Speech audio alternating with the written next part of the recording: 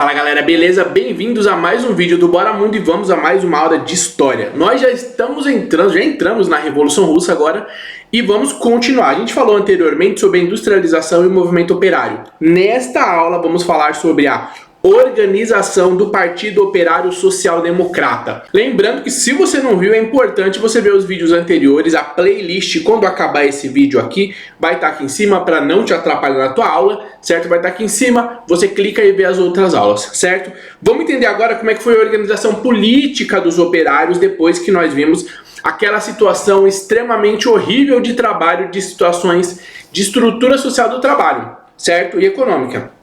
Então, agora a gente vai ver o surgimento desses grupos e contra o que eles estavam lutando. A gente vai ver ali todo o processo que vai dar início à Revolução Russa de fato. Vamos então ao texto e vai ter muitas pontuações, já vai anotando aí. Organização do Partido Operário Social Democrata. O desenvolvimento da industrialização e o maior relacionamento com a Europa Ocidental também aumentaram a influência das novas correntes políticas contrárias ao absolutismo na monarquia russa. Lembrando que já tinha movimentos políticos diferentes surgindo na Europa, se estabelecendo na Europa. Isso também vai afetar a Rússia e vai influenciar a Rússia. Isso aconteceu em todo o mundo. Movimentos políticos que aconteceram principalmente nos países que tinham um desenvolvimento maior da política, da filosofia, da dinâmica intelectual, principalmente estrutura de população, desenvolvimento em geral. Essas ideias políticas, elas atingiram todos os outros cantos do mundo que fossem possíveis e alcançáveis naqueles momentos. A Rússia não foi diferente, ela também foi alcançada. Dentre essas correntes, destacou-se o Partido Operário Social Democrata, inspirado no marxismo do Karl Marx, juntamente às ideias desenvolvidas e com ideias desenvolvidas pelo próprio Marx, que vai ter um período aí, vai viver entre 1818 e vai falecer em 1883. Centrada nas críticas da exploração capitalista e na defesa da construção do socialismo.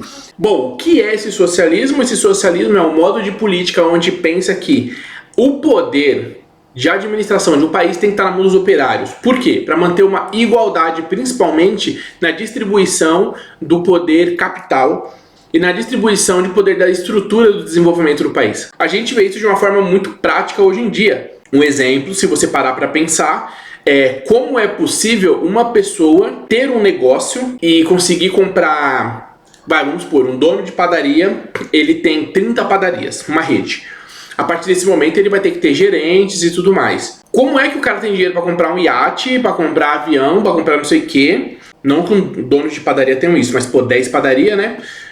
Da onde que vem esse lucro se ele não trabalha equivalente para conseguir todo esse dinheiro? Esse dinheiro vem dele tirar parte do que seria obrigatório dar ao trabalhador, ele tira a parte para ele. Então ele tira a parte de todos os trabalhadores da rede dele, para ele como salário dele, sendo que ele já não executa mais trabalho para ter essa renda. Como esse sistema chama? Como é que isso é legalizado? Isso é o sistema de você ter meritocracia, foi o seu mérito, de você ter conseguido construir o seu primeiro negócio e tudo. Só que chega um momento da qual você já não trabalha mais. E aí o problema não é você não trabalhar, mas você não distribuir parte que seria legal e justa aos trabalhadores que ali estão trabalhando. Todos eles vão estar ganhando ali um X, que vai ser pouco, e parte do que eles estão produzindo está voltando e está sendo tirado para o dono desse negócio. E aí entra toda uma questão de debate. Mas é só para você entender que, na ideia do governo socialista,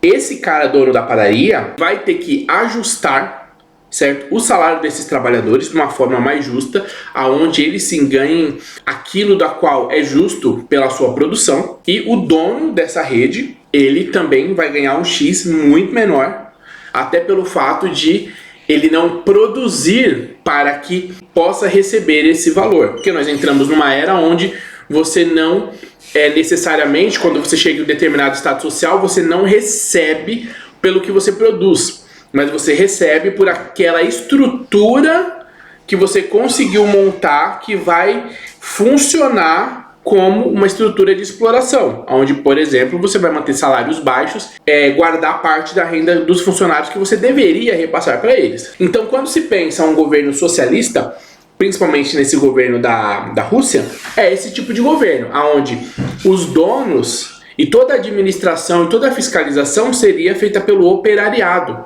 que seria para privilegiar e providenciar, né, e manter um equilíbrio do sistema de trabalho, de renda, lucro e retorno. Isso é extremamente importante, até porque nós sabemos que, dinheiro o país tem. Isso tem inúmeras reportagens que a gente vê que são bizarras, assim, tipo, descoberta de não sei quantas, 20, 30, 40, 50 ambulâncias paradas, desvio de verba pública pra caramba, sendo que era pra estar funcionando uma série de serviços públicos de uma qualidade bem melhor que nós temos.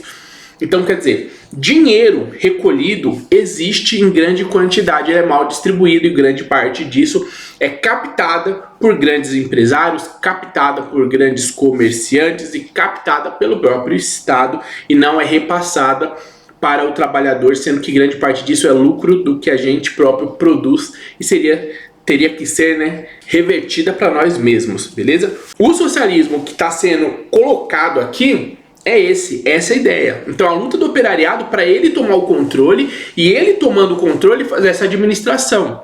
Porque a partir do momento que ele toma o controle e ele faz essa administração, a primeira coisa que surge é uma participação integral da população, de forma direta, certo? De forma direta e de forma onde se busca uma democracia mais bem estabilizada. Só para vocês entenderem do que nós estamos falando, quando nós estamos falando de revolução e o tipo de ideia política que a Revolução Russa está procurando, esse tipo de equilíbrio de igualdade socioeconômica. Esse partido, que juntamente com outras correntes socialistas que lutavam contra a ditadura czarista, foi violentamente perseguida pela política policial do czarismo, do czar, certo? Era uma política policialesca onde nós vimos que o poder do czar naquela época tinha uma política onde reprimia os trabalhadores e reprimir principalmente, como nós vimos em vários relatos, existem vários relatos de várias mídias diferentes, tanto escritas quanto fotos, quanto gravações, onde mostrava essa opressão dos trabalhadores do movimento operário, que era aqueles que geravam o crescimento e o lucro das indústrias. A indústria é aquele sistema que produz grandes produtos e serviços, é o principal sistema de desenvolvimento de um país. Então, quando a indústria está na mão do czar nesse momento e ela oprime a população, e o czar ele manda no sistema de polícia, ele tem então como se fosse um pitbull apontado para você. Ou você faz o que ele quer, ou você vai ser oprimido, você vai ser atacado. É isso que acontecia. E não tinha muito espaço de reclamação. O que era visto naquele momento ali, sim, era uma ideia de progresso, desenvolvimento, à base, às custas da exploração do movimento operariado, que eram aqueles trabalhadores que necessitavam de trabalho e condições para viver, que era aquele salário de miséria. Isso é uma polícia política, é aquela que age segundo a ideia política de exploração. Então é uma ideia política onde, para mim conseguir manter a força e o controle, eu uso a polícia e mantenho o controle sobre a polícia. Essa era a política policialesca do czar, que oprimia ali os trabalhadores. Em 1898, o Partido Operário Social Democrata foi desarticulado dentro da Rússia, mas organizou-se no exterior em cidades como Londres, Munique e Genebra, para onde fugiram da perseguição da política czarista seus membros mais conhecidos: George Plekhanov, Vladimir Ulyanov, conhecido como Lenin, e Levi Brostin, conhecido como o Trotsky. O Lenin e o Trotsky são os dois principais líderes da Revolução. Em 1903, divergências quanto à forma de ação levaram os membros do partido a se dividir em dois grupos, né? Essas divergências entre como nós vamos agir acontecia de forma geral em reuniões. Existiam reuniões, assembleias que eles faziam, onde se reuniam movimentos da liderança, onde se reuniam os líderes do movimento, participantes do movimento, muitos operários, e ali era decidido formas. Rachou, por quê?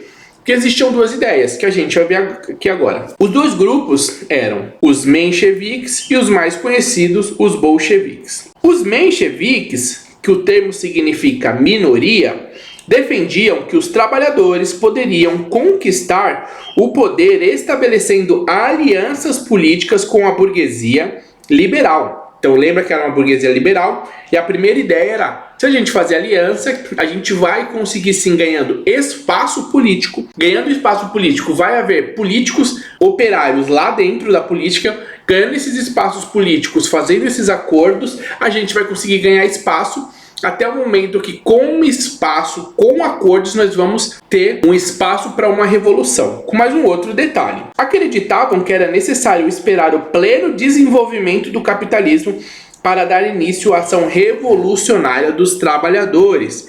Seus principais líderes eram Martov e Plekhanov.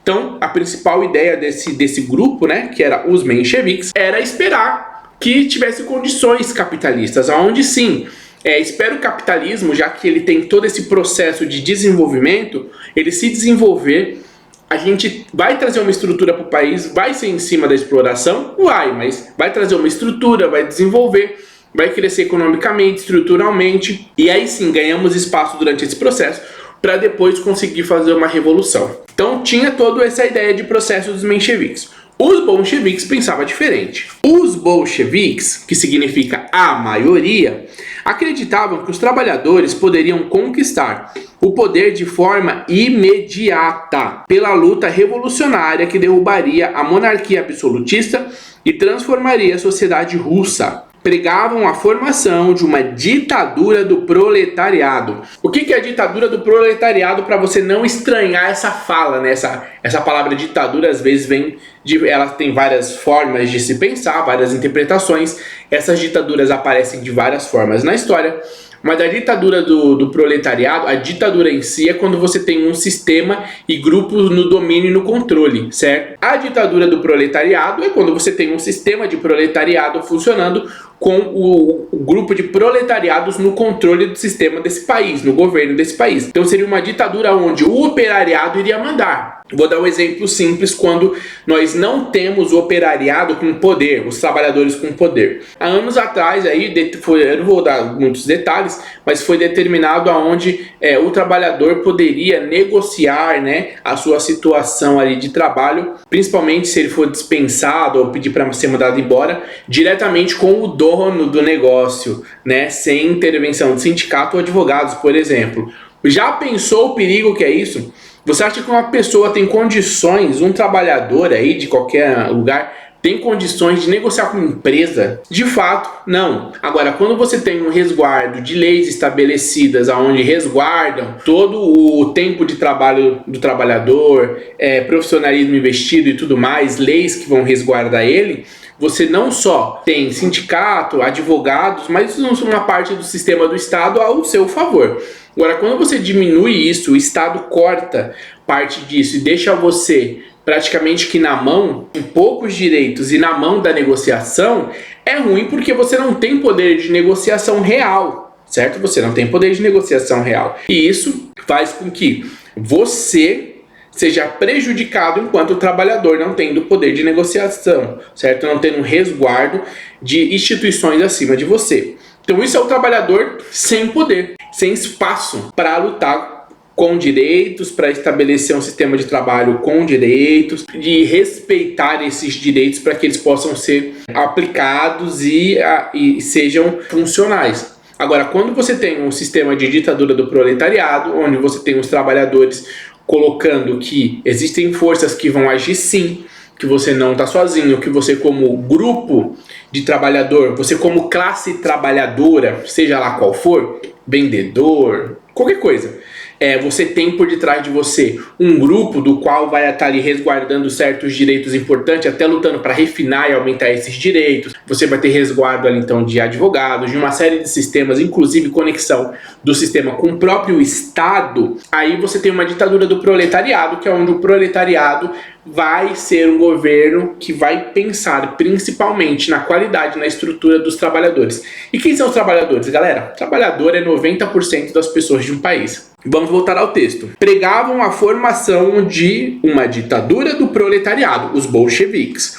Uma forma de governo em que o poder político, social e econômico estaria nas mãos da classe operária, unida em torno de um partido que representasse operários e camponeses. Lembrando que lá a quantidade de camponeses, o espaço rural, o poder rural e o espaço geográfico mesmo, o espaço físico na Rússia rural era enorme. Então representava não só os operários da cidade, mas os camponeses. Seu principal líder era o Lenin, certo? Que vocês vão ver ele aqui, a fotinha dele dos líderes, tá? Então nós temos aqui a primeira questão de como vai ser a influência que vai vir de fora. Vai vir principalmente da Europa.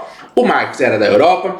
Vai vir essas ideias vão movimentar o movimento operário, vão dar força e informação para que eles se organizem, certo? Para ir contra aquela ditadura policialesca do czar, e eles vão fazer esse movimento. O movimento vai ser atacado várias vezes, vai ser desmontado várias vezes. Eles vão começar a construir, ter força de movimento até conseguir fazer a tal da revolução acontecer de fato. E nós vimos aqui os dois movimentos, são duas ideias que tendem a ir para o mesmo caminho, né, ao mesmo objetivo, mas o caminho do qual para chegar nesse objetivo são diferentes, são dois grupos diferentes. É isso, espero que você tenha gostado, que você tenha curtido. A Revolução Russa é um tópico extremamente importante, ele é um dos pontos mais importantes a se estudar sobre guerras e revoluções, certo? A Revolução Russa realmente é sensacional. Acontece muita coisa, tem muitos meandros ali, para você que estuda, é fundamental para entender inclusive todo o resto, certo? É um ponto de virada na história muito importante, principalmente pensando sobre luta dos trabalhadores, luta dos operários. É isso aí, espero que você tenha gostado. Curtiu, te ajudou, te esclareceu? Já compartilha na tua sala. Quando acabar aqui, clica na paradinha que vai aparecer para você ver os outros vídeos. Se você estudou de verdade e chegou até aqui, já escreve lá nos comentários, ó, organização do Partido Político Operário Social Democrata, que é pra galera vir chegando no vídeo também, certo? Tamo junto, valeu, deixa o seu curtir e até o próximo.